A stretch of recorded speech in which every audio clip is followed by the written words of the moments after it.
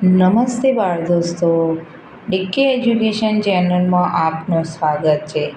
આજે આપણે ધોરણ 6ની સ્વાધ્યાય પોથીના ભાગ 6માં સામાજિક વિજ્ઞાનમાં પાઠ 17 જીવન નિર્વાહનું સોલ્યુશન જોઈશું. તો ચાલો સોલ્યુશન જોઈએ. પ્રશ્ન 1. નીચે આપેલ દરેક પ્રશ્નના ઉત્તર માટે આપેલા વિકલ્પોમાંથી સાચો વિકલ્પ શોધીને લખો. પહેલો, ગામડામાં મોટાભાગના લોકો કયા વ્યવસાય સાથે જોડાયેલા હોય છે? તો જવાબ છે બી, ખેતી કામ. બીજો, માછલી પકડવાનો વ્યવસાય વર્ષમાં કેટલા મહિના ચાલે છે? તો જવાબ છે બી, 8. ત્રીજો, વરસાદ આધારિત ખેતીમાં ખેડ કયા મહિનામાં કરવામાં આવે છે? તો જવાબ છે બી, મે અને જૂન મહિનામાં. ચોથો, વરસાદના આધારે થતા પાકની લણણી કયા સમયે થતી હશે? તો જવાબ છે સી, નવેમ્બર અને ડિસેમ્બર. હવે પ્રશ્ન 2. યોગ્ય શબ્દ વડે નીચેના વિધાનોની ખાલી જગ્યાઓ પૂરો. પહેલી છે, દરિયામાં હવે ખાલી જગ્યાના કારણે માછલીઓ ઓછી મળે છે. તો જવાબ છે પ્રદૂષણ. બીજું, રોડ પરની દુકાનોના કારણે ખાલી જગ્યા અને ખાલી જગ્યા જેવી સમસ્યાઓ પેદા થાય છે. તો જવાબ છે ટ્રાફિક અને અકસ્માત. વ્યક્તિમાં રહેલ ખાલી જગ્યા રોજગારી મેળવવા માટે મહત્વનું છે. તો જવાબ છે કૌશલ્ય.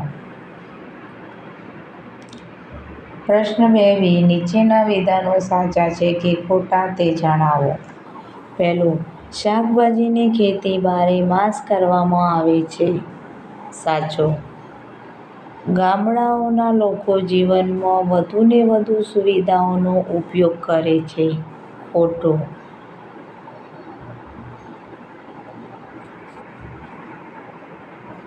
ફેક્ટરીઓમાં એકી સાથે વધુ લોકોને રોજગારી મળે છે. સાચું. શહેરોમાં રોજગારી મેળવવી ખૂબ જ આસાન છે. ખોટું. નીચેના પ્રશ્નોના ઉત્તર 1-2 વાક્યમાં લખો. રોજગારી મેળવવા લોકો ક્યાંથી ક્યાં આવે છે? તો રોજગારી મેળવવા લોકો ગામડાથી શહેર તરફ આવે છે. જીવન નિર્વાહ માટે શેની જરૂર પડે છે? જીવન નિર્વાહ માટે ખોરાક, પોશાક અને રહેઠાણની જરૂર પડે છે. ડીસામાં કયા પાકો ઉગાડવામાં આવે છે? ડીસામાં બટાટા અને બાજરીની ખેતી કરવામાં આવે છે.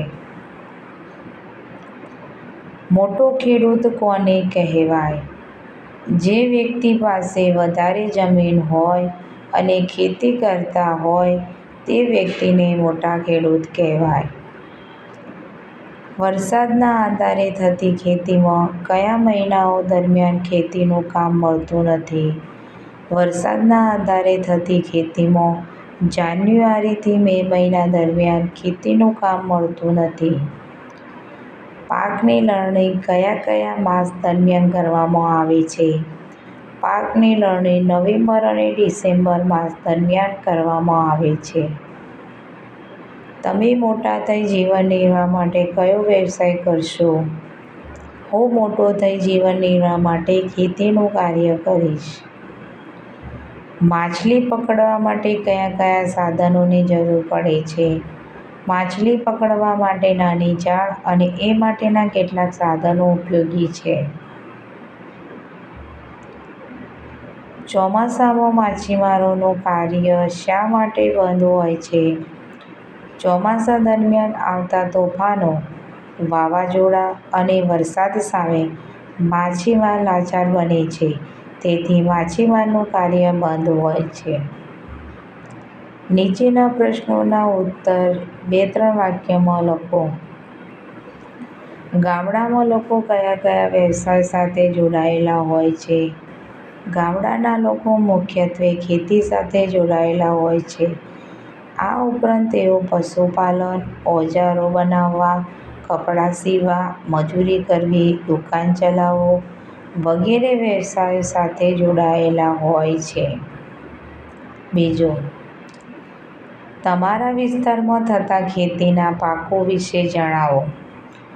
અમારા વિસ્તારમાં કપાસ, ઘઉં, બાજરી, જુવાર, શેરડી, ડાંગર, મકાઈ, રાઈ, જીરું, મોરવી, સિંગ, ચોખા, વરિયાળી વગેરે જેવા ઘણા બધા અનાજ, કઠોળ અને શાકભાજીની ખેતી થાય છે.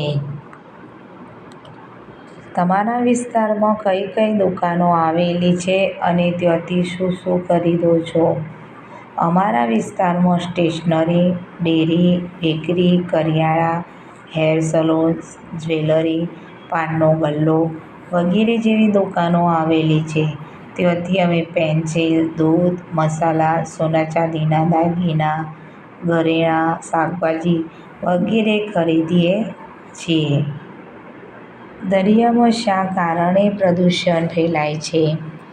ઉદ્યોગોનું કેમિકલયુક્ત ગંદુ પાણી, નદી ગટર મારફતે દરિયામાં ભળતા પેટ્રોલિયમ ભરેલ જહાજો અકસ્માત થવાથી, દરિયામાં ઢોળાવાથી, પ્લાસ્ટિક અને નકામો કચરો દરિયામાં નાખવાથી દરિયામાં પ્રદૂષણ ફેલાય છે. શહેરોમાં લોકો જીવન નિર્વાહ માટે કયા કયા વ્યવસાયો કરે છે? શહેરમાં લોકો જીવન નિર્વાહ માટે દુકાન ચલાવે, મજૂરી કરે, નોકરી કરે, રોડ રસ્તા ઉપર પાથરણા પાથરીને વસ્તુઓ વેચે, તો કોઈ શિક્ષક, વકીલ, ડૉક્ટર વગેરે જેવા વ્યવસાયો સાથે જોડાયેલા હોય છે. ફેક્ટરીઓમાં કઈ કઈ ચીજવસ્તુઓ બને છે? ફેક્ટરીઓમાં કપડાં, બૂટ, ચંપલ, ચોકલેટ, પ્લાસ્ટિકની વિવિધ વસ્તુઓ, ઇલેક્ટ્રિક વસ્તુઓ, બાઇક, કાર, ટાઇલ્સ, ઘડિયાળ, પતરાં, દવાઓ, મેડિકલ ઉપકરણો વગેરે બને છે. હવે પ્રશ્ન 4, તફાવત જણાવો. ગ્રામીણ વિસ્તાર અને શહેરી. ગ્રામીણ જીવન નિર્વાહ અને શહેરી જીવન નિર્વાહ. ગામડામાં મોટી સંખ્યામાં તો ગ્રામીણ જીવન નિર્વાહમાં ગામડામાં મોટી સંખ્યામાં લોકો ખેતી, પશુપાલન કરીને જીવન નિર્વાહ ચલાવે છે. શહેરમાં મોટી સંખ્યામાં લોકો રસ્તા ઉપર કામ કરીને જીવન નિર્વાહ કરે છે. ગામડામાં લોકો કરિયાણા, શાકભાજી, કાપડ વગેરે દુકાનો પર કામ કરીને ગુજરાન ચલાવે છે. શહેરમાં વ્યક્તિઓ છૂટક મજૂરી અને વિવિધ કૌશલ્ય આધારિત વ્યવસાય કરી ગુજરાન ચલાવે છે. વિવિધ પ્રકારની વસ્તુઓ ગામડામાં એક જ દુકાનમાં વેચીને જીવન નિર્વાહ કરવામાં આવે છે.